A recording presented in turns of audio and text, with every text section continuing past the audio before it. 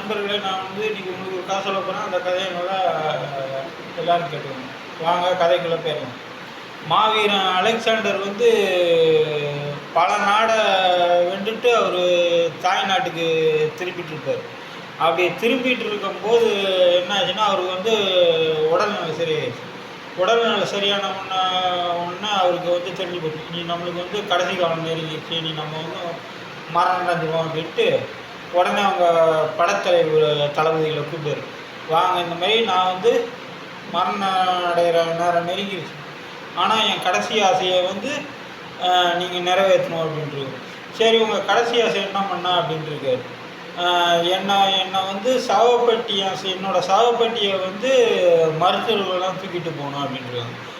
சரி பண்ணா, அடுத்தது வந்து நான் இவ்வளோ காலம் வரைக்கும் போர் செய்து சம்பாதிச்ச அந்த வைரக்கல் மாணிக்கக்கல் எல்லாத்தையும் வழிநெடுகளும் நீங்கள் அலங்காரம் பண்ணணும். சரி மேடம். 3வது ஆசை, என் கையை வந்து நீங்கள் வந்து வெளியில் தெரிகிற மாதிரி தான் கொண்டு போகணுன்றது. உடனே அங்கே உள்ள படத்தளபதிகள் எல்லாத்துக்கும் ஒரே பயமாக இருந்துச்சு. என்னடா இது எப்படி நம்ம அவர்கிட்ட கேட்குறது அப்படின்ட்டு. அதில் ஒரே ஒரு தளபதி மட்டும் துணிச்சலை வர வச்சுட்டு, மன்னா இந்த மாதிரி ஆசையை நிறைவேற்றணுன்றீங்களே, இதுக்கு காரணம் என்ன அப்படின்ட்டு அவர் உடனே சொல்லியிருக்காரு. முதலாவது ஆசை, என்ன தான் மருத்துவர்கள் முயற்சித்தாலும் மனுஷன் உயிரை வந்து நிரந்தரமாக அவங்களால வந்து காப்பாற்ற முடியாது. ஒரு நாள் போய் தான் ஆகணும். அதை உணர்த்துறதுக்கு தான் நான் அவங்கள வந்து சாவுப்படுத்திக்கிட்டு வர சொன்னேன். இதை வந்து எல்லா மக்களும் பார்த்து தெரிஞ்சுக்கணுன்றிருக்காரு. அடுத்தது, நம்ம சம்பாரித்த பணமும் பொருளும் புகழும் எல்லாமே நான் அந்த கல்லறைக்குள்ளே போகிற வரைக்கும் தான். அதுக்கப்புறம் எதுவும் நம்மளுக்கு நிரந்தரம் கிடையாது. இதை உணர்த்துறதுக்கு தான் நான் வந்து அந்த நவரத்னக்கல் எல்லாத்தையும் வந்து பதிக்க சொன்னது. சரி, 3வது ஆசை, அது என்னத்துக்கு காரணம், நான் இந்த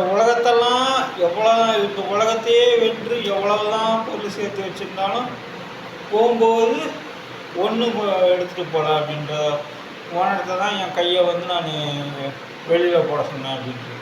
உடனே அவங்க எல்லா தளபதியும் சரி மண்ணா, அவங்க ஆசையை நிறைவேற்றலாம் அப்படின்ட்டுருக்காங்க.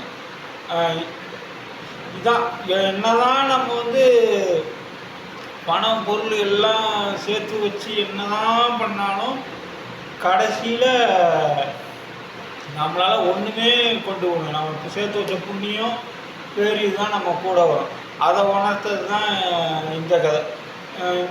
இந்த கதையிலேருந்து நம்மளுக்கு என்ன தெரியுதுன்னா, எப்பயுமே நம்ம வந்து அதுதான் நேர்மையாக நேர்வழி நடந்து நேர்மையாக இருக்கணும் அப்படின்ட்டு சொல்கிறாங்க. அதை உணர்றது தான் அவர் வந்து அந்த மாதிரி அவரோட இறுதி சடங்கு செஞ்சாங்க. இந்த கதையில் அர்த்தம். நன்றி, வணக்கம்.